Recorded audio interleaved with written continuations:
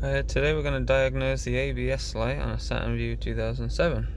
Similar things can apply to other vehicles as well.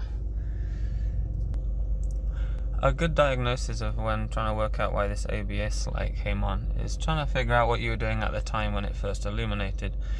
For me, I was driving up a dirt road and it was kind of bumpy and the ABS light just came on. So this could indicate that a sensor came loose, or maybe a rock got thrown up and damaged something. So that's something we need to figure out right now. The first step, if you have access to one, is use a car code scanner tool. Now the cheap ones only do ODB2, but if you pay a little more money, it also does some extra codes. This one right here, you can see on the back, it also checks ABS codes for these certain cars, and you can see this model supports that. So this is something you can use to determine why this ABS light came on, and can save you a lot of time in doing so.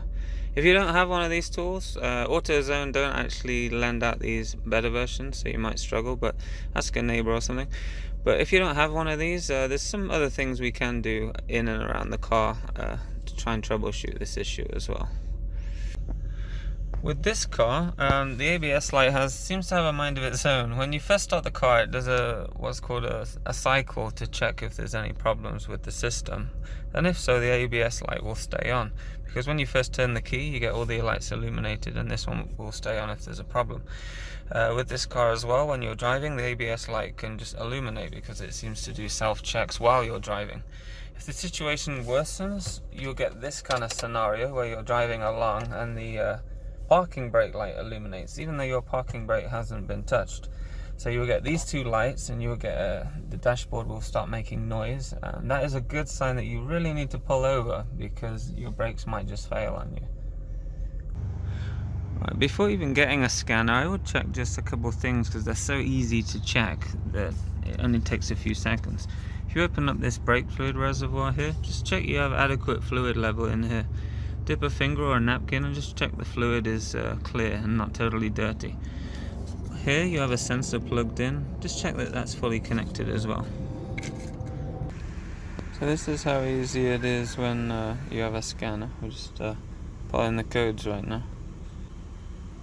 So here are the ABS codes. We've got a right front wheel, circuit malfunction. That could be an unplugged speed sensor, a damaged speed sensor, the wiring to the sensor, and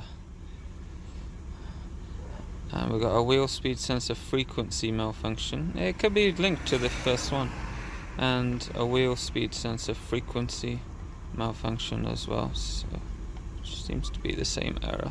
Usually with these, the first one will be kind of like the root of the problem, then the other ones may self-correct.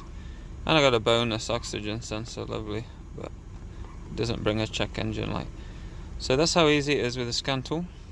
Let's try and troubleshoot. Whether you have the scanner telling you where the problem is, or whether you don't have a scanner, one of the first things to look at is these ABS sensors right here. Now, I've taken the wheel off to show you. For the most part, you may not need to take the wheel off at all. You can actually see these connections by just turning the steering wheel.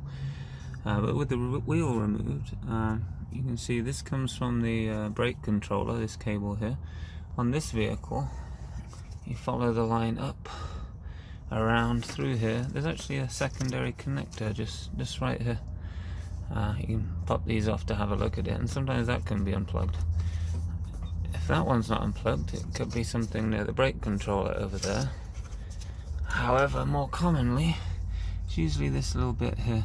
Because when you turn the wheel like this, it can sometimes flex these connections here. In this case, the connectors actually come away almost completely. So there's one of these on each wheel. If you have the scan tool, it'll probably tell you which wheel it is. And that's yeah, definitely the problem here. So what I'm going to have to do is snap in a really bad place, sort of try and file this plastic away and reconnect this back up.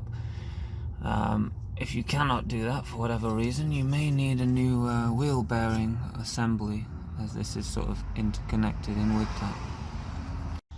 But If all your wiring looks good on all 4 wheels, there's one of these on each wheel, then you can test the connectivity of these wires to make sure they're actually doing their job by doing an ohms test. So setting your multimeter to ohms, connecting these to the probes and making sure the reading is what's stated on your owner's manual. So that's another good test.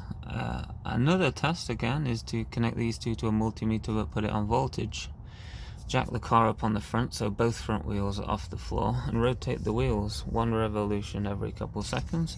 You should see the voltage increase as you turn the wheel. That's another good way of checking if these are working correctly.